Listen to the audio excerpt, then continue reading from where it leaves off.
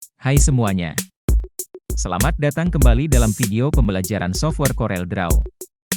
Kali ini kita akan membahas tentang mengenal jendela CorelDRAW dan menggambar objek grafis pada software CorelDRAW. Mari kita simak dan pahami dengan sesama. Oke, ketika kita sudah membuka aplikasi CorelDRAW, akan muncul tampilan seperti ini.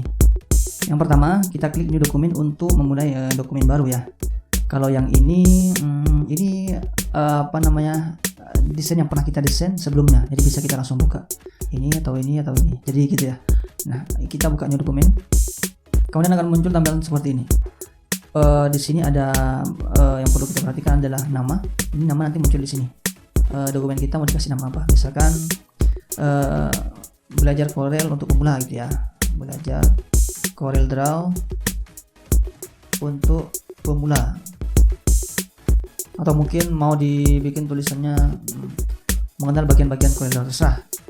Kemudian di sini ada size. Size-nya bisa kita rubah terserah mau A3 atau A4. Kemudian di bawahnya ini ada ukurannya ini menyesuaikan dengan size-nya ini ya. Nanti sesuai dengan yang kita kita setting. Kemudian ini ukuran pixel atau cm, bisa kita rubah ke cm. Terserah, nanti ini akan muncul di sini. Kemudian yang perlu diperhatikan lagi adalah RGB atau CMYK. Ini ada dua warna. Jadi perbedaannya adalah RGB itu adalah warna digital ya. Maksudnya bukan warna printing. Jadi misalkan teman-teman mau mendesain untuk sosial media, blog, website itu pakai RGB. Jadi gitu untuk profilnya atau apanya lah. Nah, ketika kita sudah mau mendesain untuk kita print misalkan logo dan lain sebagainya, kita pakai CMYK biar warnanya tidak berubah ketika didesain dan ketika sudah di print. Nah, kita pilih yang RGB aja ya, RGB. Kemudian ini 300 saja standar, DPI ini per inch ya. Standarnya ya 300 lah. Kemudian apalagi sudah ini nggak perlu dicentang, kita klik OK. Nah, ini akan tampil seperti ini. Ini lembar kerja kita ya. Apakah mendesain harus di sini? Tidak. Mau di sini juga boleh. Tapi nanti misalkan kita mau mencetak atau ngeprint langsung dari sini, objek yang kita desain harus ditaruh di tengah ini. Oke, contoh misalkan ini. Nah, ini mau saya cetak, jadi ini harus ada di tengah. Karena yang akan tercetak adalah tampilan yang seperti ini. Oke.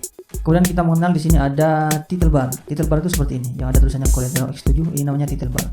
Kemudian menu bar ini ada ini file, edit, view, layout, object dan lain sebagainya. Di sini apa isinya? Di sini ada save as, new project, kemudian open, memasukkan gambar gitu ya. Ini kontrol memasukkan gambar tidak harus dari sini, bisa kita langsung drag, misalkan langsung ambil dari sini. Contohnya kita ambil ini Raden Design, langsung kita arahkan ke sini, langsung kita lepas, itu bisa gitu ya. Kemudian yang ini namanya toolbar. Toolbar ini isinya ya yang apa yang ada di dalam ini, ibaratnya kayak shortcut gitu ya.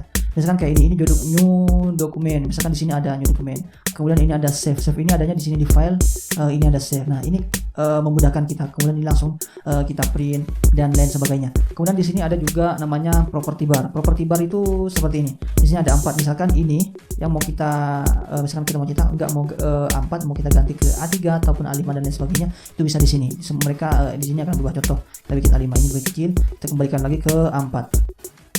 Kita kembalikan lagi ke A4. Kemudian yang di sini ini ukuran ya, ukuran misalkan kita mau buat kotak, contohnya kita buat kotak, ukuran ini mau kita ganti, kita bisa ubah di sini. Misalkan kita kasih ukuran sebentar saya tulis, kemudian kita enter, ini akan berubah tinggi dan lebarnya terserah. Kita Ctrl Z untuk kembali. Jadi gitu ya. Ini terus yang ini juga ini hairline. Jadi untuk outline-nya misalkan mau kita ganti ke 10 mm. Nah, ini akan berubah. Jadi gitu ya. Kita Ctrl Z lagi untuk kembali. Oke, sekarang kita ke ini toolbox-nya. Nah, ini penting banget harus kita ketahui. Contohnya seperti ini. Ini adalah pick tool. Pick tool ini untuk memindahkan objek ya. Contoh ini kita pindahkan, terus ini yang sudah kita desain kita pindahkan ke ini. Ini untuk memindahkan objek. Kemudian shape tool ini untuk mengedit garis. Misalkan contoh, kita sudah punya kotak di sini, mau kita edit, kita geser-geser, klik terus geser-geser.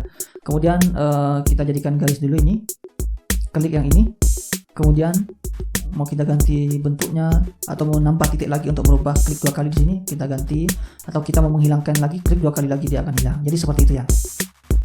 Kemudian di sini ada crop. Crop ini ya sesuai namanya untuk memotong ya. Misalkan kotak ini aja yang mau kita perlukan. Kita tinggal klik tahan terus paskan dan kita lepas. Kemudian kita enter. Ini akan terhapus objeknya. Jadi yang tersisa cuma kotak kecil ini ya, garis kecil ini. Jadi seperti itu. Kemudian di sini ada knife. Knife ini sama untuk motong juga, tapi ini akan jadi 2 bagian. Contoh misalkan dari titik ini mau kita potong, kemudian kita arahkan ke titik mana? Misalkan pojok sini. Ini akan menjadi 2 objek. Ini ya. Oke, kemudian zoom. Zoom ini misalkan kita mau zoom cuma bagian kepala, kita tinggal klik tekan kotak. Kalau di sini ini akan coba kepalanya gitu ya. Kemudian mau kita kembalikan, tinggal klik di sini. Nah untuk zoom sendiri sebenarnya nggak terlalu dibutuhkan kalau kayak gini ya, karena kita sudah tinggal mengarahkan arah panah ini mau kemana, ke mata, ke sini juga dia akan tinggal scroll ya, scroll gini, zoom in zoom outnya dimainkan. Kemudian ini ada pen ini ya, ini klik tangan lama terus gerak-gerakkan mau kemana, atas bawah kiri gitu ya. Kemudian di sini ada apa namanya, ini untuk membuat garis. Nah untuk membuat garis ini banyak pilihan.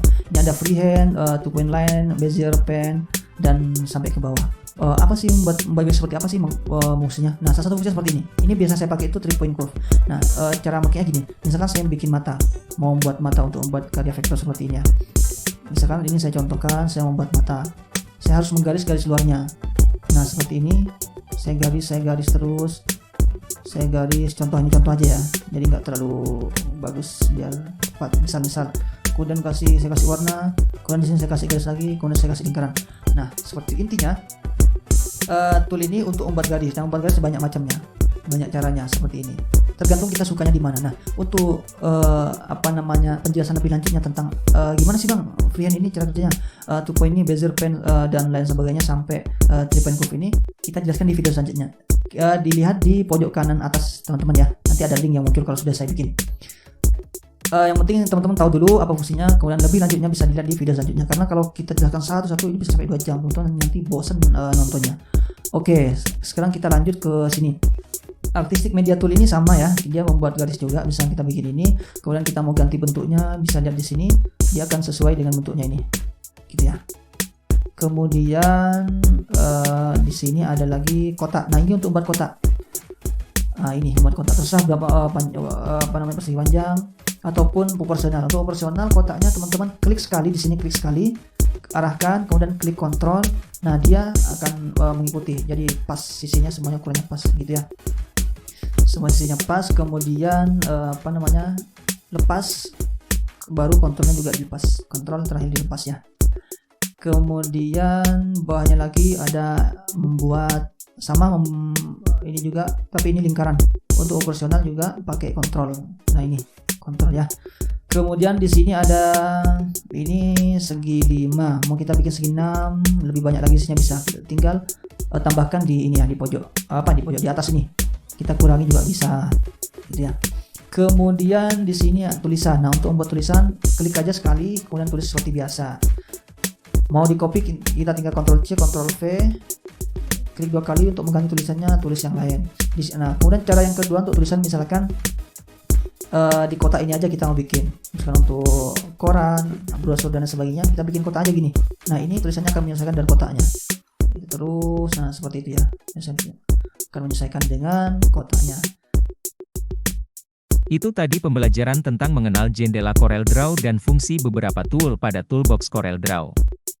Sampai jumpa pada pembelajaran selanjutnya. Terima kasih.